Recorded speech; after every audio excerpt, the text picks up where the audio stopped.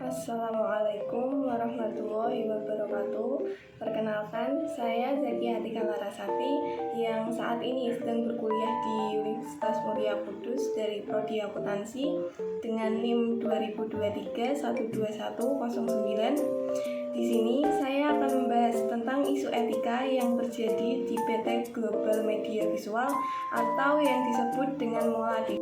Sebelum saya membahas lebih dalam tentang isu etika tersebut, saya akan menjelaskan secara singkat apa itu perusahaan Mola TV. Mola TV ialah sebuah perusahaan layanan multi-platform berbasis video sesuai permintaan atau video on demand dan over the top. Mola TV telah menjelma menjadi salah satu pemimpin industri di wilayahnya. Pendirian Mola TV tentu tidak lepas dari visi yang kuat dari para pendirinya untuk mengubah cara orang menikmati konten hiburan. Di bawah naungan anak usaha grup Jarum, Polytron, Mola TV merintis perjalanannya dengan tekad yang kuat dan komitmen untuk memberikan pengalaman terbaik kepada para pelanggannya. Dengan kantor pusat yang berlokasi di Jakarta, Mola TV menjalankan operasinya dengan cakupan layanan yang menjangkau dari Indonesia, Timor Leste, Malaysia, Singapura, hingga Inggris Raya dan Italia.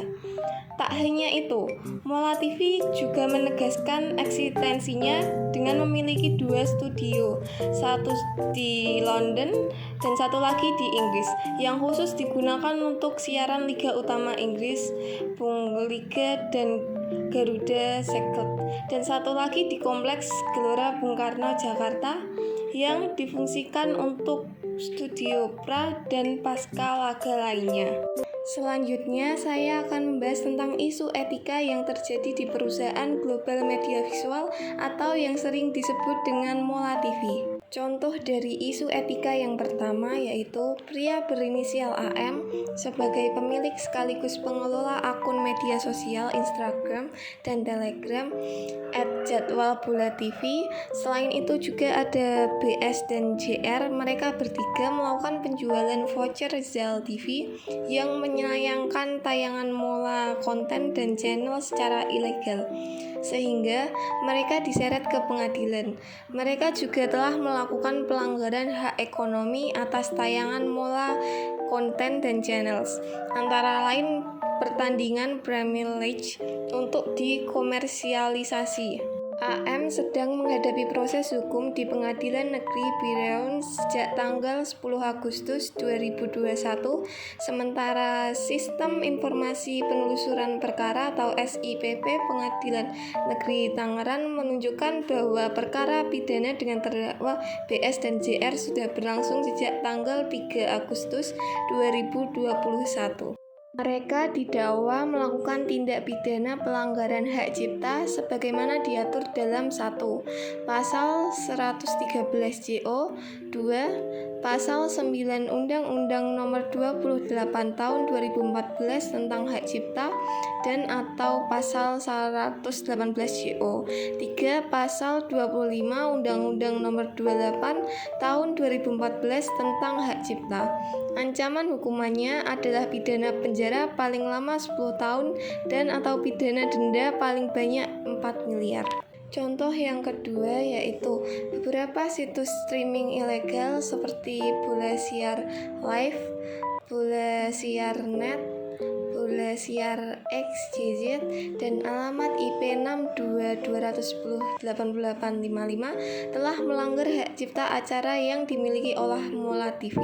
Pengelola situs streaming ilegal tersebut telah dinyatakan bersalah atas pelanggaran hak cipta berdasarkan Undang-Undang Hak Cipta. Berdasarkan putusan majelis hakim, terdakwa dijatuhi hukuman penjara selama 2 tahun 4 bulan dan didenda sebesar 750 juta. Situs streaming ilegal tersebut tidak memiliki lisensi untuk menyiarkan konten yang dimiliki oleh Mola TV, sehingga hukuman yang diberlakukan sesuai dengan ketentuan 1. Pasal 118 ayat 2 JO dan Pasal 25 ayat 2 Undang-Undang Hak Cipta. Pasal 25 ayat 2 menyatakan bahwa larangan diberlakukan terhadap pihak lain yang tidak memiliki izin untuk memanfaatkan keuntungan komersial dari hak tersebut tanpa perlu mentransfer hak tersebut ke pihak lain. 1. Izin diberikan sehubung dengan hak yang dilindungi. 2. Izin diberikan untuk periode dan batasan tertentu terkait kegiatan yang melibatkan hak ekonomi lembaga penyiaran, seperti siaran ulang acara. Yang terakhir yaitu saran, sebaiknya kepada mereka yang ingin memanfaatkan hak ekonomi dari karya-karya mereka untuk tujuan komersial, penting bagi mereka untuk memahami dan mengikuti peraturan yang berlaku. Hal ini bertujuan untuk mencegah terjadinya pelanggaran hak cipta, terutama dalam konteks penyelenggaraan situs streaming sepak bola di Indonesia. Sekian pembahasan dari saya, mohon maaf jika ada kurangnya, terima kasih.